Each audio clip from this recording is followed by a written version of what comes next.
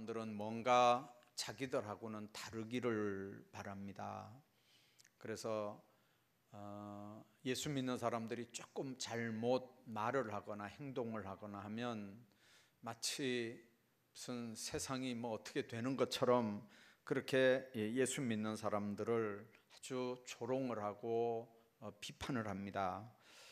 이제 그 소리는 뭐냐면, 예수 믿는 사람들은 그래도 욕을 하거나 조롱을 하거나 간에 자기들과는 좀 다른 줄 알았는데, 겪어보니까 하는 말이나 하는 행동이나 하는 모든 걸 보면 이건 자기들하고 뭐 별반 다를 게 없구나 하는 실망감 때문에도 이제 그렇게 할 수가 있습니다.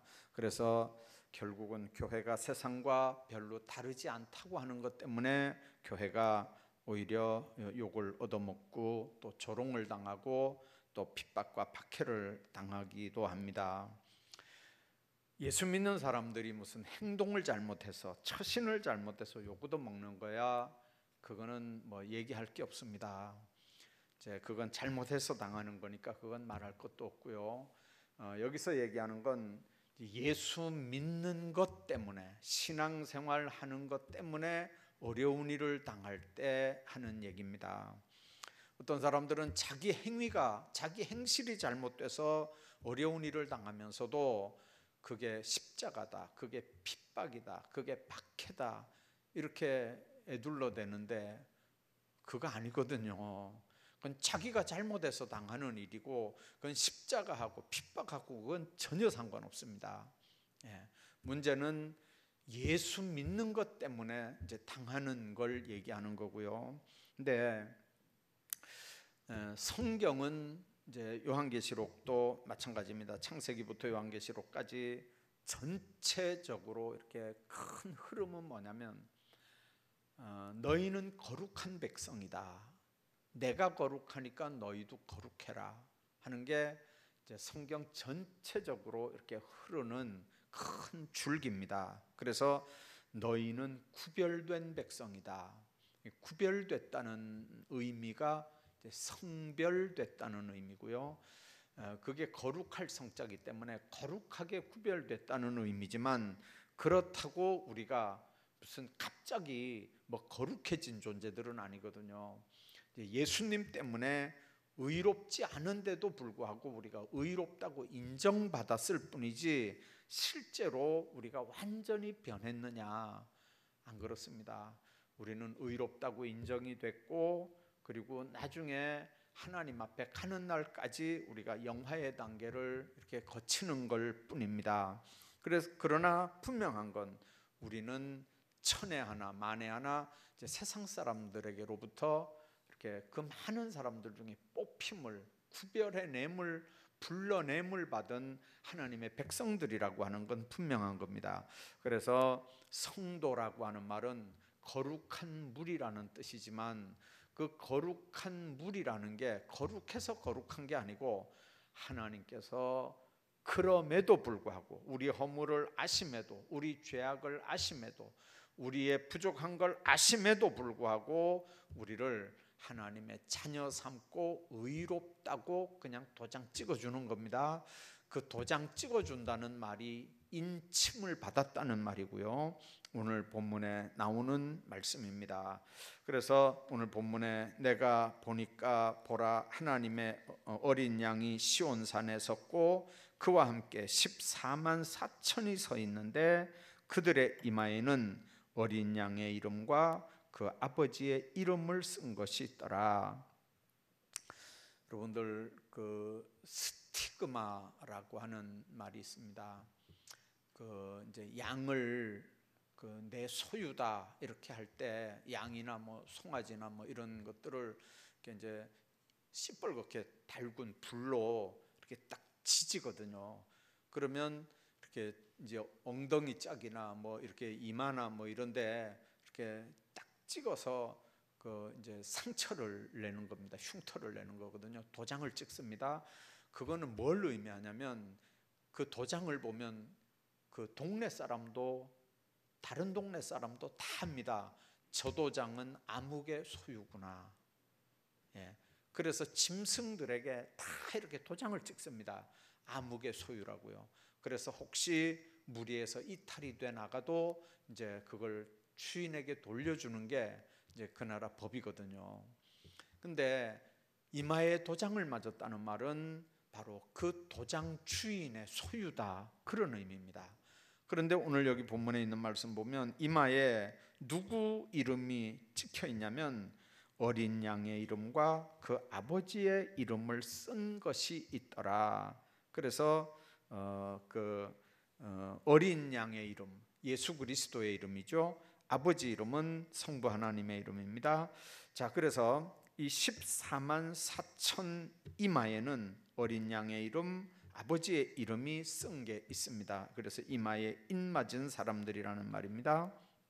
그래서 오늘은 그 어린 양의 이름, 어린 양이 어떤 모습으로 이제 이렇게 나와 있는지에 대한 말씀 한 서너 가지 드리고, 그 다음에 그분과 함께 서 있는 이 14만 4천은 이제 어떤 사람들이 그 14만 4천 부류 안에 들어 있는지에 대한 말씀도 오늘 드리려고 합니다. 우선 본문에 있는 말씀 1절을 보면 어린 양이 시온산에 있고, 그렇게 말씀합니다. 어린 양은 아까 얘기한 것처럼 예수님을 상징하는 거고요. 시온산에 섰더라고 그랬습니다. 성경에 요한계시록에만 해도요, 어린 양이라는 단어가 27번 나옵니다. 어린 양을 제일 먼저 썼던 건 세례 요한입니다. 예수님이 세례 요한이 예수님 나오시는 걸 보고 보라, 세상 죄를 지고 가는 하나님의 어린 양이로다, 그렇게 제일 먼저 세례 요한이 얘기를 했고요. 우리가 아는 대로 그 이사야에 있는 말씀 보면 메시아를 가리켜서 이제 광야에 끌려가는 어린 양이다, 이렇게 그 이사야 53장에는 도살장으로 끌려가는 어린 양으로 이사야는 그렇게 표현을 합니다. 그래서 어린 양이 예수님이다, 예수님을 상징하는 거다 하는 데는 전혀 이견이 없습니다. 예수님 어린 양은 이제 사람들의 죄를 짊어지고 이렇게 죽임을 당하는 양이고요. 이제 신약 개념으로는 우리 모든 죄를 친히 짊어지시고 십자가에 못 박혀 죽으신 예수 그리스도를 이제 상징하는 사건입니다. 그러니까 속죄양 되신 예수를 상징하는 겁니다. 그런데 천국에 계신 예수님이 어린 양의 모습을 하고 계신 이유가 뭐냐면 속죄함을 받은 모든 성도들이 그 사실을 영원히 기억하기 위해서 이렇게 예수님은 어린 양의 모습으로 성경에 기록이 되어 있고요. 또 1절에 보면 시온산에 서 있다, 그렇게 말씀합니다. 시온산은 하나님의 산입니다. 하나님이 계신 곳이고요, 하늘에 있는 천성을 가리킵니다. 히브리 12장 22절에 보면 너희가 이룬 곳은 시온산과 살아계신 하나님의 도성인 하늘의 예루살렘이다, 그렇게 말씀합니다. 그래서 시온산은 하나님의 도성인 천성을 상징하는 말씀입니다. 그러니까 예수님이 시온산에 계시다는 말은 주님께서 천성에서 승리하신 당당한 모습으로 나타난다는 의미입니다. 스데반이 돌에 맞아 죽을 때 이렇게 눈이 열리고 뭐라고 그랬습니까? 예수님께서 하나님 보좌 우편에 계신 걸 본다, 그렇게 증언을 했습니다. 뿐만 아니라 예수님이 시온산에 계신다는 말은 순교자들과 성도들에 대한 적극적인 자세를, 관심을 나타내는 그런 표현입니다. 그래서 예수님은 천국에서 스데반, 베드로 이런 순교자들과 함께 계시지만 우리를 책임지실 분으로 나중에 천국에서 우리를 기다리고, 시온산에서 우리를 기다리고 계시는 하나님 예수님인 걸 우리가 기억을 해야 됩니다. 지금도 시온성은 이제 예루살렘이 있는 그 산이 시온산이지 않습니까? 그 산은 예수 그리스도를 상징하는, 그래서 시온성과 같은 교회를 시온성으로 얘기하죠.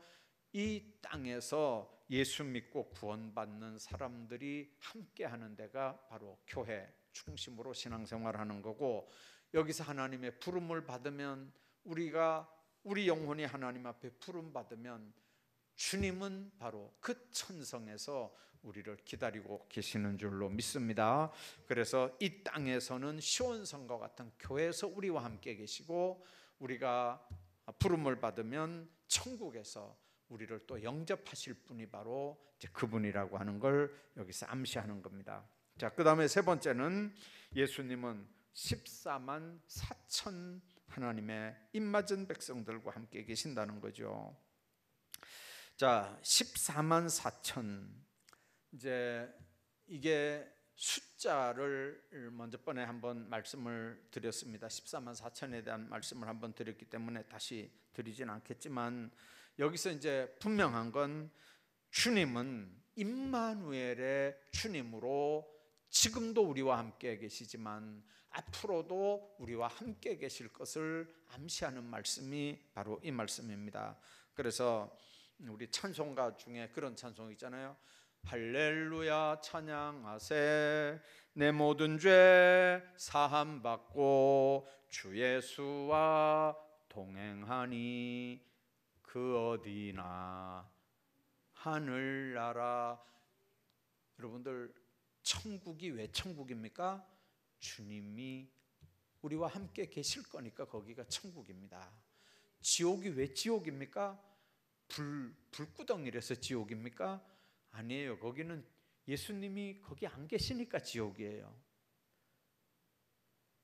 여기가 천국, 우리가 육신을 입고 이 세상을 천국으로 사는 사람들은 가난해서 부자래서 건강해서 병들어서 천국이냐 지옥이냐 그게 아니고, 이 세상에서도 주님과 동행하면 가난해도 병들어도 여기는 천국인 줄로 믿습니다. 주님과 동행하면 그렇습니다. 그러나 아무리 부자로 살아도, 아무리 권세가 있어도, 아무리 대단해도 주님 없이 세상을 살면 여기 삶은 무슨 여기가 천국 생활이겠습니까? 무슨 의미가 있겠습니까? 그래서 정말 우리가 주님과 동행할 때 거기가 어디가 됐든지 하나님의 나라라고 하는 걸 우리가 분명하게 기억을 하셔야 됩니다.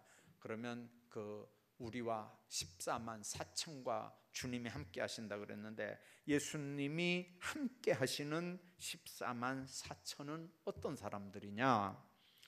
1절에 있는 말씀을 한번 보십시오. 1절에 보면 그들의 이마에는 어린 양의 이름과 그 아버지의 이름을 쓴 것이 있더라. 여러분들, 그 이마에 어린 양의 이름과 아버지 이름이 써 있는 사람들이 14만 4천입니다.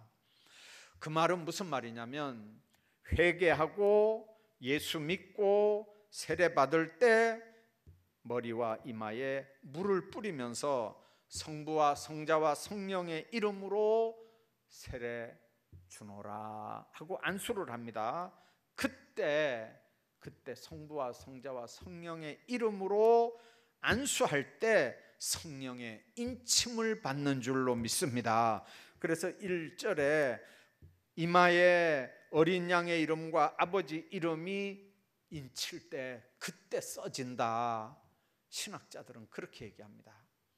그래서 여러분들 세례 받을 때, 여러분들 물세례, 여러분들 우습게 생각하면 안 됩니다. 물과 성령으로 거듭나지 않으면이라고 주님 말씀했기 때문에 성령 세례가 물 세례보다 더 중요한 걸로 생각하지만, 그러나 성령 세례도 중요합니다. 그러나 물 세례도 얼마나 중요한지 모릅니다. 물 세례 받는 그 순간에 여기 성자 이름과 성부의 이름이 여기 도장이 찍힌다는 거예요. 우리는 눈이 어두워서 지금 못 보지만, 그래서 이마에 어린 양의 이름과 아버지 이름이 써진 하나님의 백성으로 딱 거듭나는 게 언제 거듭나느냐? 바로 세례받는 순간에, 하나님의 자녀가 되는 순간에 이게 거듭나지는 겁니다. 그러면 물세례 받은 사람은 그러면 다 천국 백성 되냐? 여러분들, 제가 그전 때 그런 얘기했잖아요. 요즘엔 안 그럴 거예요. 요즘엔 물론 안 그렇겠죠. 제가 군대 생활할 때만 해도요, 3년 동안 군대 생활하면서 세례를 3번 받고 나온 사람이 있고 4번 받고 나온 사람이 있어요. 훈련소에서 뭣도 모르고 집합 해가지고 그냥 쫓아나갔다가 10분 만에 이 깨끗한 옷 갈아입고 다시 집합 이렇게 하면 뭐 영문도 모르고 다시 뛰들어가 가지고 또 이거 작업복 벗고 이렇게 계급장 달린 아주 좋은 옷 갈아입고 어디 가는 줄 알고 이렇게 딱 섰는데, 거기 군대에서는요, 정문 밖에만 나가면 민간인도 구경하고 얼마나 좋아요. 그래서 이렇게 나중에 가다 보면요, 어디로 가냐면 합동 세례식 하는 데로 가는 거예요. 가다가 아는 거예요. 가다가 알아요. 그래 가가지고 나 세례 받았는데, 그러면 새끼야 그냥 받았으면 또 받아 임마, 막 이렇게 해가지고, 그래서 제대할 때까지 3번 받는 사람도 있어요. 3번 받는 사람. 세례 받은 사람이 군대 가면 그럼 4번 받는 거잖아요. 옛날에나 이제 그런 일이 있었지만 요즘엔 어림도 없겠죠. 자, 아무튼 그러면 여러분들, 한 번 받은 사람보다 4번 받은 사람 확실할까요? 그러면 안 믿는데도 그냥 그렇게 끌려 나가가지고 그냥 가가지고 초코파이 2개 얻어먹고, 그냥 사과 하나 얻어먹고 초코파이 2개 얻어먹고 그냥 세례 받고 왔으면 그 사람 구원받아 천국 가나요? 그러면요? 그러니까 물세례도 그렇게 받는 물세례는 의미가 없잖아요. 세례라고 하는 게 씻는 예식인데, 죄를 씻는 예식인데, 예수님을 내 구주로 영접하고, 구주로 영접하려면 예수님이 나를 위해 십자가에 못 박혀 죽은 걸 내가 입으로 고백하고 시인해야 되잖아요. 내가 죽을 수밖에 없는 죄인이라고 하는 것도 인정해야 되잖아요. 그 예수님이 나를 위해 십자가에 못 박혀 죽었다는 것도 인정해야 되잖아요. 그래서 이제 그 예수님을 내가 구주로 영접하고 이제는 주님이 내 주인이라고 하는 걸 인정하고 시인하는 거잖아요. 이제는 마귀가 내 주인이 아니고 예수님이 내 주인이라고 하는 걸 고백하는 거잖아요. 그래서 그전에는 나여 하고 사는 거예요. 근데 예수 믿고 구원받은 하나님의 자녀들은 그때부터는 주여 하고 사는 거잖아요. 근데 실제로 이제 세례 받았으면 실제로는 어때요? 주여 하고 사나요? 실제로는 주여 하고 사나요? 살다가 보면 또 나중에는 아이고 내가 이래서는 안 되는데 할 때가 있잖아요. 왜 그러냐면 확 한번 승질 부려놓고는 아이고 내가 살았네, 이렇게 살면 안 되는 건데 그게 나요 이렇게 하고 살았다는 얘기잖아요. 그래서 아이고 이것도 십자가에 못 박아 죽이는 거예요. 주야 잘못했습니다, 용서해 주십시오. 왜 그러냐면 그걸 잘못했다고 깨닫게 하는 게 성령의 역사거든요. 내 안에 계신 예수님의 영의 역사거든요. 그러니까 그거 깨닫게 하는 건 성령의 역사예요. 그거 깨닫고 그 다음에 회개하게 하는 것도 성령의 역사예요. 그 다음에 회개했으면 그 죄 용서함을 받았다고 하는 확신을 갖는 것도 성령의 역사예요. 그러면 회개했으면 그 속에 기쁨도 있고 평안도 있거든요. 자, 그러면 성령께서 우리 주인이 되주셔서 계속해서 이렇게 살아나가는 거거든요. 그러니까 그런 사람들 속에는요 늘 그러면 성령 세례, 성령 충만함을 받는 물세례 다음에 성령 세례 받는 단계로 이렇게 자동적으로 나가게 돼 있어요. 그래서 성령 받은 체험이 있어야 어려운 일을 당해도 기도하면서 그걸 이겨나갈 수 있어요. 시험을 이렇게 이겨나갈 수 있는 힘은 바로 성령 충만할 때만 가능한 거예요. 교회 일할 때도 마찬가지거든요. 여러분들 어려운 일을 당할 때마다 그 문제를 주님 앞에 내놓을 수 있게 하는 것도 성령이 내 안에서 하는 일이고, 그걸 내놓고 기도하게 하는 것도 말할 수 없는 탄식으로 그분이 나를 대신해서 기도하는 거고, 그 기도가 하나님 앞에 상달되게 하는 것도 성령의 역사고, 그 기도가 상달돼서 응답받는 것도 성령의 역사고, 그 확신을 가지고 담대하게 세상 살아가게 하는 것도 성령의 역사인 줄로 믿습니다. 그래서 시험 당할 때 내 지혜, 내 명철, 내 경험, 무슨 뭐 내 지식 이런 거 가지고 그 시험을 인간적인 방법으로 이렇게 어떻게 좀 넘어가 보려고 하면요, 꼭 실타래 홍치는 것처럼 계속 이렇게 홍쳐져요. 헝클어진다고요. 예. 그런데 하나님 앞에 그 문제를 내려놓고 히스기야처럼 하나님 앞에 그냥 갖다 놓고 기도하는 거예요. 하나님 하면 그 중심을 하나님이 보시잖아요. 그러니까 하나님은 하나님의 방법으로 풀어나가는 거예요.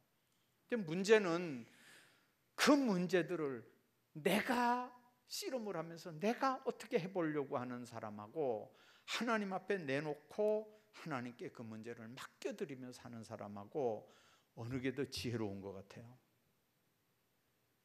하나님의 방법으로 하나님이 해결하시고 그 시험을 믿음으로 이겨나가는 사람들은 또 파도가 넘어가면 그 다음에 그 파도가 끝이 아니거든요. 또 다른 파도가 몰려와요. 근데 이쪽에서 육지에서 보면요, 그 배가 물속에 쏙 들어간 것 같은데 파도가 이렇게 치고 나면 그 배가 파도 제일 꼭대기 이렇게 있는 게 보여요. 예. 근데 또 파도가 밑으로 쑥 내려가면요, 이쪽에서 육지에서 이렇게 보면 아이고 저 사람 물에 쏙 들어갔네. 근데 쏙 들어간 게 아니고 또 조금 있다 보면 파도가 쑥 올라오면 배가 파도 위에 쑥 이렇게 올라와 있어요. 그래서 하나님 안에서 사는 사람들은요, 이렇게 다 그냥 그분께 이렇게 맡겨드리고 사는 거예요. 맡겨드리고. 그러면 그분의 방법대로 선한 길로, 우리에게 가장 선한 길로 하나님께서 우리를 이끌어 가시는 줄로 믿습니다. 그러나 13장 7절 말씀을 한번 보십시오. 거기 13장 7절 말씀 보면 무슨 말씀이 있냐면, 또 권세를 받아 성도들과 싸워 이기게 되고 각 족속과 백성과 방언과 나라를 다스리는 권세를 받으니 죽임을 당한 어린 양의 생명책에 창세 이후로 이름이 기록되지 못하고 이 땅에 사는 자들은 다 그 짐승에게 경배하리라. 누구든지 귀가 있거든 들을지어다 그랬어요. 짐승에게 경배하는 사람들은, 짐승에게 경배하는 사람들은 절대로 하나님 앞에 똑바로 세워지지 않는 것을 우리에게 가르쳐 줍니다. 우리가 오늘 읽은 14장 9절 말씀도 한번 보십시오.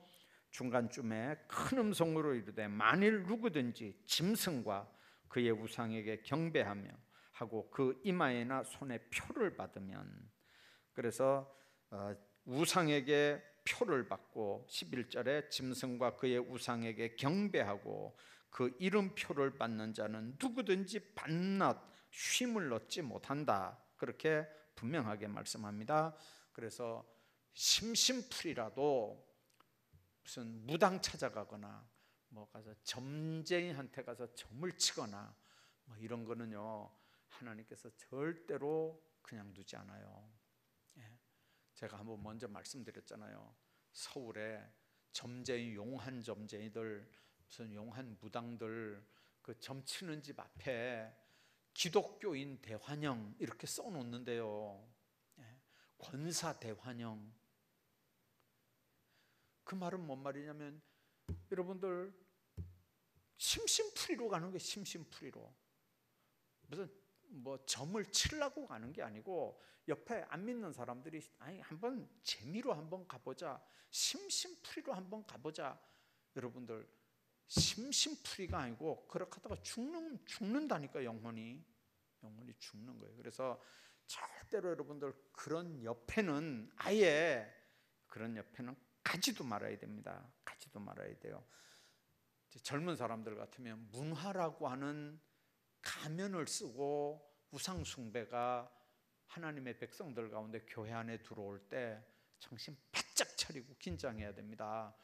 문화라고 하는 게 뭐예요? 사물놀이 하는 거 있죠. 사물놀이. 그다음 그게 뭐죠? 여러분들 장구 칠 때도 한번 봐봐요. 제가 그대로 옮길지 모르겠는데 뭐 뚱뚜두둥 뚱뚱 뭐 이렇게 치는 게 그게 국거리 장단이에요. 국거리 장단. 국거리가 뭔지 알아요? 밥 말고 국 그 말이 아니고 굿할 때, 무당이 굿할 때 치는 장단이 국거리 장단이라니까요. 그 예수쟁이들이 해서 되겠어요, 안 되겠어요? 예수쟁이들이 뭘 할 게 없어가지고 국거리 장단에 맞춰가지고, 여러분들 이게 문화냐고요? 우상이라고요. 우상 숭배하는 거. 정신 바짝 차리라니까요. 문화라고 하는 가면을 뒤집어 쓰고 하나님의 교회에 우상 숭배하는 일이 이게 아무렇지도 않게 들어와가지고는 안 된다고요.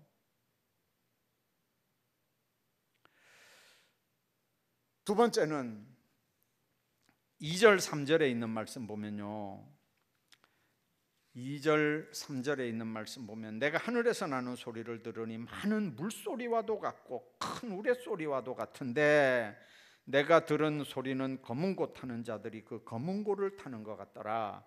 그들이 보좌 앞과 내 생물과 장로들 앞에서 새 노래를 부르니 땅에서 속량함을 받은 14만 4천 밖에는 능히 이 노래를 배울 자가 없더라. 큰 우레소리 같은 소리로 어린 양의 새 노래를 부르는 사람들이에요. 받은 은혜가 감사해서 하나님을 찬양하는 그런 노래를 부르는데 큰 소리로 어린 양의 새 노래를 부를 수 있는 사람들이 24만 4천입니다. 자, 그런데 이 14만 4천 밖에는 이 새 노래를 배울 사람이 없더라는 거예요. 배울 사람이 없더라. 저는 학교 다닐 때요, 학교 다닐 때 예를 들면 동네에서도 제가 살았던 동네는 아침에 눈 뜰 때 되면요, 뭐가 나오냐면 잘 살아보세 하는 옛날에 새마을 노래 그런 거 이제 막 틀어주잖아요. 그런 거 틀다가 또 실제로 이제 일할 때는 그런 거 안 틀고 이렇게 이미자 노래도 거기서 나오고 옛날에 이제 가수들 노래도 막 이렇게 나왔어요.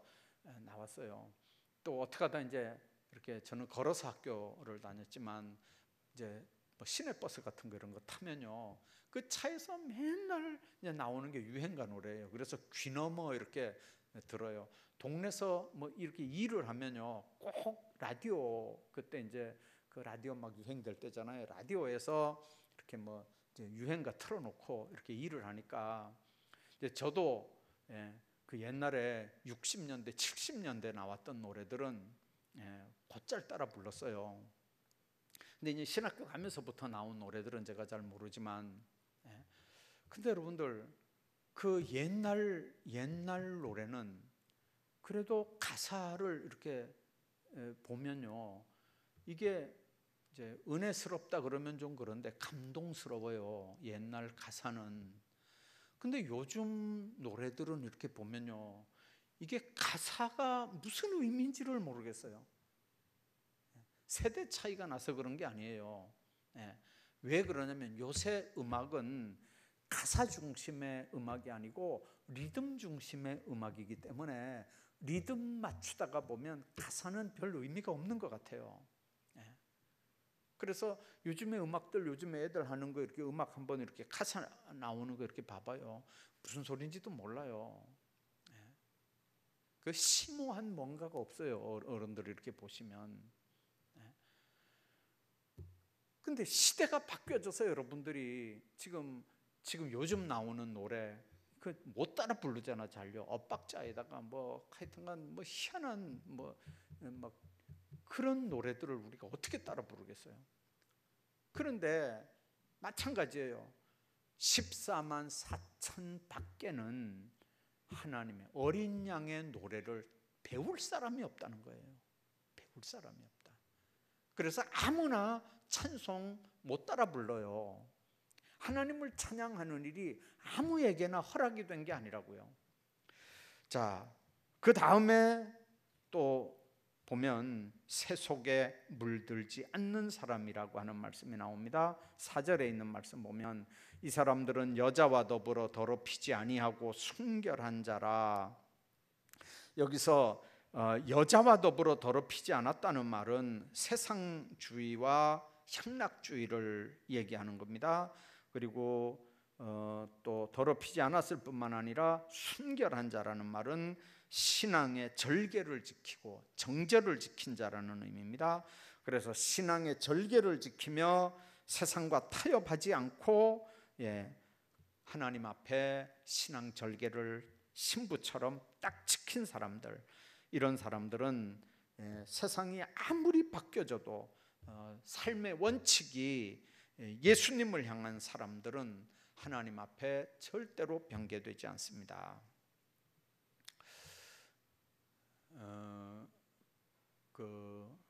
이제 이상가족 상봉 문제가 어떻게 진행이 될지 모르겠는데, 먼저 번에 이상가족 상봉될 때 얘기 들어보니까요, 그쪽에서 예를 들어서 이제 이렇게 그쪽 부인들을 놔두고 남자 혼자 이쪽에 내려와서 이제 혼자 못 사니까 재혼해서 새로 가정을 이렇게 이제 가지고 살다가 이제 이상가족 상봉 문제가 나와서 이제 거기 이렇게 가보면 이제 북쪽에 있는 부인들은 이제 시집 안 가고 재혼 안 하고 이렇게 이제 혼자 이렇게 잘 버티면서 살고, 남쪽에 내려온 사람들은 가정을 새로 이렇게 꾸려가지고 이제 가정을 가지고 이렇게 나가서 이렇게 만나서 이제 이렇게 만나는 모습들을 이렇게 봐요.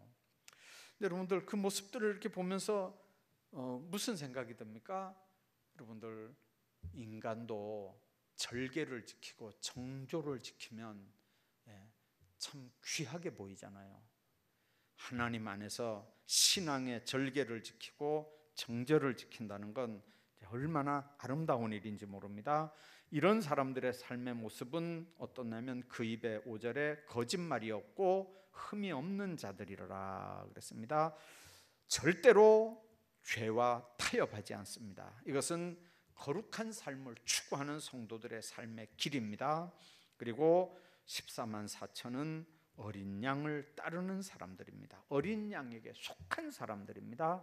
그래서 수가성으로 가자 그러면 수가성으로 가고, 베다니로 가자 그러면 베다니로 가고, 그래서 요한복음 10장 4절에 보면 양들은 목자의 음성을 아는 고로 목자를 따른다, 그렇게 말씀합니다. 소속이 분명합니다. 양은 아무리 목자 흉내를 내서 이렇게 휘파람을 불면서 목소리를 크게 해가지고 자기를 따라오라 그래도, 양들은 머리를 번쩍 들고 귀를 쫑긋해서 한번 그 음성을 딱 들어보고는요, 목자의 음성이 아니면 절대로 안 따라가요. 그게 양이거든요. 그래서 예수님이 하시는 말씀이 내가 양이다, 내가 양의 목자다, 내가 양의 문이다, 나로 말미암지 않고 들어가는 자는 다 강도요 도적이다. 예수님이 유일한 길이고 예수님이 유일한 문이라는 거죠. 그래서 구원받은 14만 4천은 어떤 사람들이냐? 바로 주님과 더불어 함께 있는 하나님의 백성들인 걸 오늘 우리가 여기서 발견하게 됩니다. 하나님은 하나님의 백성들을 축복하시는데 늘 동행하면서 하나님과 함께하는 하나님의 백성들을 끝까지 책임지시는 하나님인 걸 우리가 믿습니다. 기도하겠습니다.